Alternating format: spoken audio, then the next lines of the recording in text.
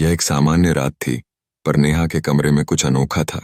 नीले रंग की नोटबुक और पेंसिल के बीच में उसने एक किताब खोली थी, जिनमें शब्दों की लहरें थीं। जैसे ही वह पढ़ती गई, कमरे की खामोशी ने धीरे धीरे जाग उठी। तभी हल्की सी आहट ने उसकी तवज्जो खींच ली।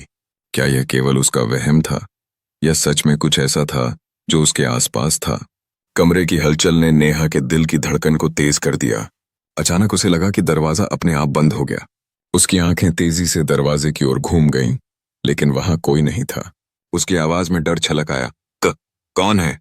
कोई उत्तर नहीं आया, केवल चौंका देने वाली खामोशी। क्या कोई आहट उसके ख्यालों में थी, या ये केवल उसकी कल्पना? जब अचानक कमरे में आवाज सुनाई दी, नेहा, उसका चेहरा डर से सफेद हो गया। क्या यह सच था? क्या वह वास्तव में अकेली नहीं थी? उसने पहले सोचा था कि यह सब उसे लग रहा है, पर हर रात यही आवाज उसे सता रही थी। उसके दिल में एक अशांति अब स्थायी हो गई थी। फिर एक पल में बल्ब ने लम्हे में टिमटिमाना शुरू किया और फिर अंधेरा हो गया।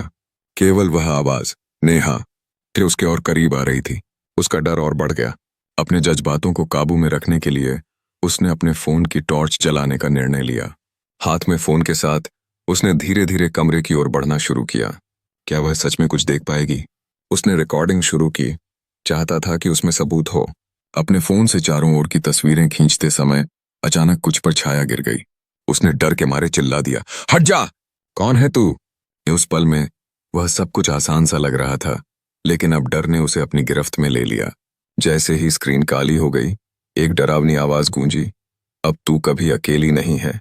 यह एक रहस्यमय चेतावनी थी, जिसने हर उस वादे को तोड़ डाला जो एक रात की खामोशी में किया गया था। एक दिल दहला देने वाली सच्चाई। कुछ दरवाजे कभी नहीं